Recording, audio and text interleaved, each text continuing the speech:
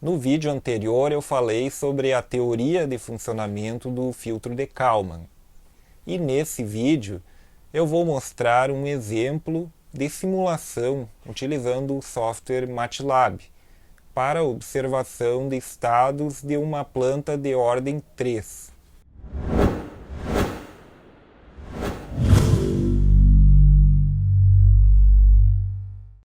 O modelo dessa planta, que é apresentado aqui para vocês, ele foi retirado do livro de controle discreto, que vocês podem consultar, e é um modelo utilizado como benchmark em sistemas de controle e para o caso de observadores. Como esse modelo ele está no domínio da frequência, nós convertemos ele da representação em S para a representação em espaços de estados, que resulta em uma matriz com dimensão 3, uma matriz A, um vetor B, que corresponde ao vetor de entrada, e uma matriz de saída, que também é um vetor nesse caso, que é a matriz ou vetor H aqui representado. Então nós temos aqui à esquerda essa representação em espaço de estados e à direita as três matrizes ou vetores que compõem esse sistema.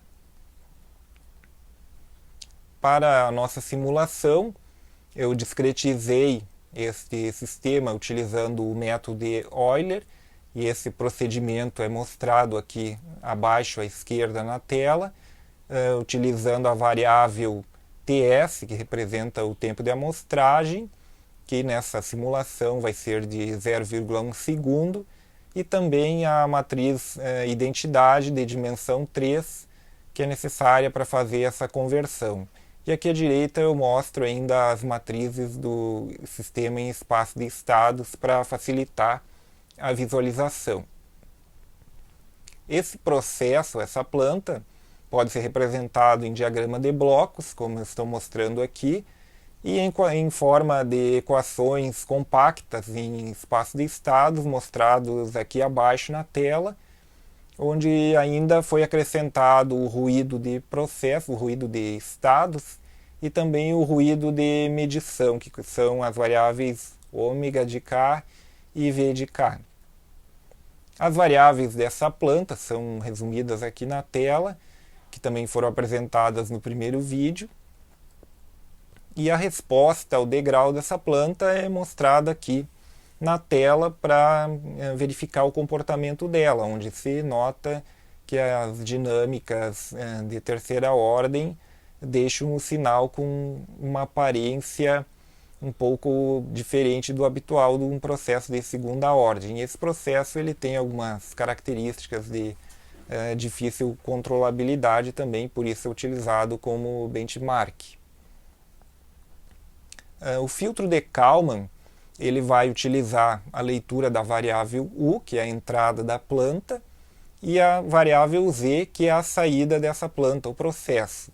E a partir disso vai ser feita a reconstrução, ou seja, a observação do vetor de estados, que é o vetor X. A condição necessária para eu poder fazer isso é que esse sistema seja observável. E no caso, esse sistema é observável.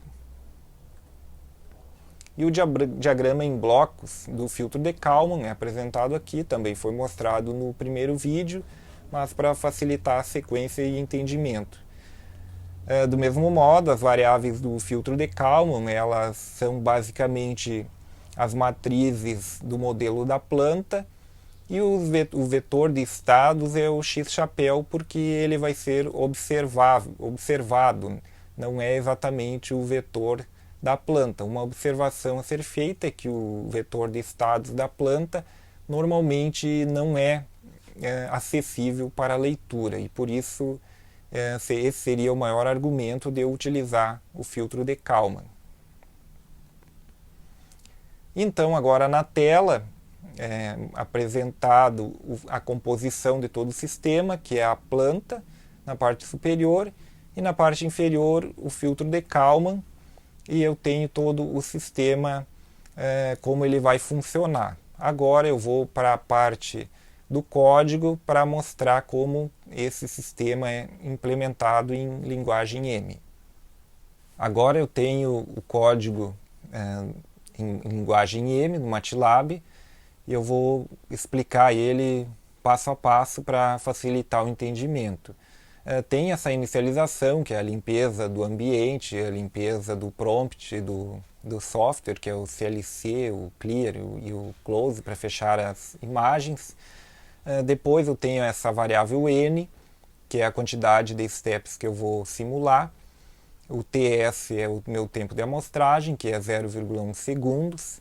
E em seguida eu tenho aqui na linha 13 a declaração da matriz A, depois do vetor B e do vetor H, que são as matrizes e vetores da representação em espaço de estados.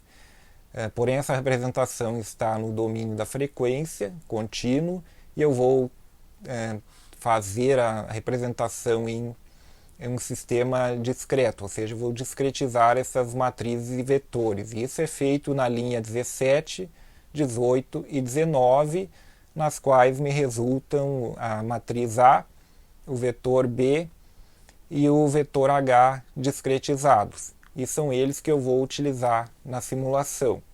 Depois eu tenho a inicialização do vetor de estados do filtro de Kalman, que é o XH ou X-chapéu, da matriz P. Eu tenho a inicialização do vetor H, do vetor K, que é o ganho de Kalman. Depois tem o R, que seria a covariância do meu ruído de medida, e a matriz Q, que está associada à covariância dos estados do sistema. Esse valor de R e essa matriz H eles podem ser ajustados, e existe uma teoria, é necessário um pouco de entendimento de como funciona o filtro para se fazer o ajuste, e também um conhecimento dos ruídos envolvidos no processo. Aqui eu ajustei eles para deixar essa simulação coerente, e os valores resultantes são esses aqui mostrados aqui no programa. Depois eu tenho inicialização da variável Z, da variável X, que são os estados do meu processo, da minha planta, e esse YH, que seria a saída observável. O código ele roda aqui entre a linha 36 e a linha 61. É um loop, um for, que vai fazer as 400 interações que eu defini no valor de M. Então eu defini um sinal U, que vai acionar essa planta, como sendo um contínuo, um valor unitário somado a uma senoide. Isso para gerar um sinal variante no tempo. Mas o sinal que poderia ser definido de forma arbitrária, dentro de certos limites. Aqui nas próximas linhas, na 41 e na 42, eu tenho a representação do ruído do processo, que é o W, e do ruído de medida, que é o V, que são gerados a partir de um sinal randômico que o MATLAB gera através dessa função rand, e eu subtraí 0,5 para que eu tenha uma média zero desses sinais. Depois vem a simulação da planta propriamente dita. Essas linhas, a 45 e a 46, elas representam a evolução dos sinais da planta, com aquela entrada U, e mais a ação desses ruídos de medida e de estados, resultando na saída Z. Esse aqui seria a simulação de um processo real. Aqui como estamos em simulação, eu tenho uma equação, mas na implementação prática essas duas equações elas são substituídas pelo sistema real. Ok? Agora eu venho para o filtro de Kalman propriamente dito. E nessas equações, a linha 50 é a atualização dos estados observados, que é o meu XH, e eles dependem da entrada U, basicamente, e das matrizes de dinâmica que são representadas que representam um modelo desse processo. Em seguida eu tenho a atualização da matriz P, e depois eu vou para a etapa de atualização, o update, né, em que eu calculo o ganho de Kalman. Primeiro eu calculo essa matriz auxiliar AS, né, que na verdade é um vetor. Ela utiliza matrizes, mas o resultado é um vetor.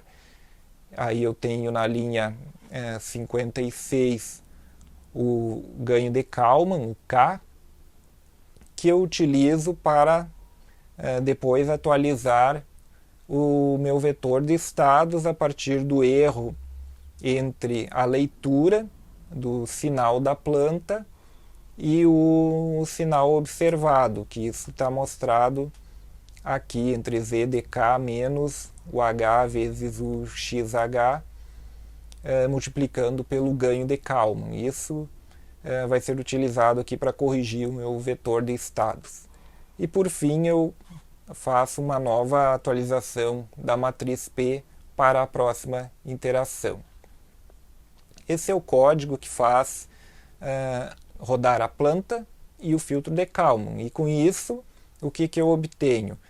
Eu tenho um sistema que eu teoricamente não consigo acessar o vetor X aqui na planta. É claro que na simulação ele está disponível, mas na prática não estaria. Então eu rodo esse sistema e aqui o filtro ao mesmo tempo, mostrando a entrada e a saída, eu tenho o XH que é para ser uma cópia do vetor X da planta. É isso que o código realiza. E por fim eu tenho a parte de código que é para gerar uma figura informando, plotando o comparativo entre o vetor X do processo e o vetor XH que eu observei utilizando o filtro de Kalman. Eu vou rodar o código e nós teremos uma figura com o comparativo desse vetor X. Aqui nós temos, como o sistema, o processo é de ordem 3, eu tenho o X1, X2 e o X3, que são os 3 estados desse sistema, e aqui foi plotado os estados da planta e o comparativo gerado pelo filtro. Vou dar um zoom aqui para poder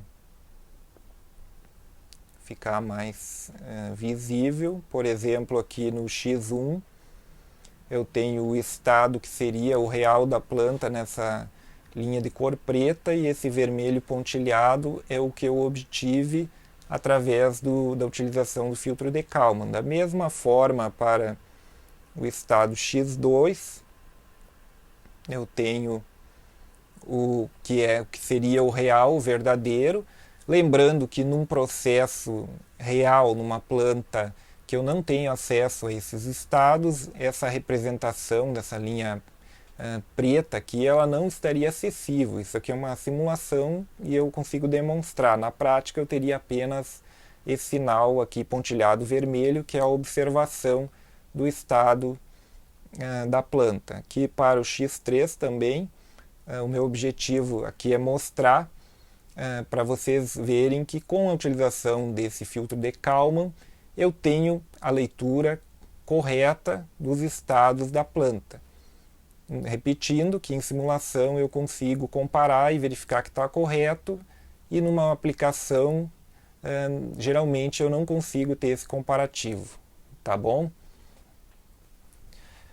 No próximo vídeo nós vamos mostrar uma aplicação um processo real do filtro de Kalman. Um exemplo de programando em código C, em um microcontrolador, fazendo a leitura da entrada e da saída e mostrando a observação do vetor de estados. Até lá!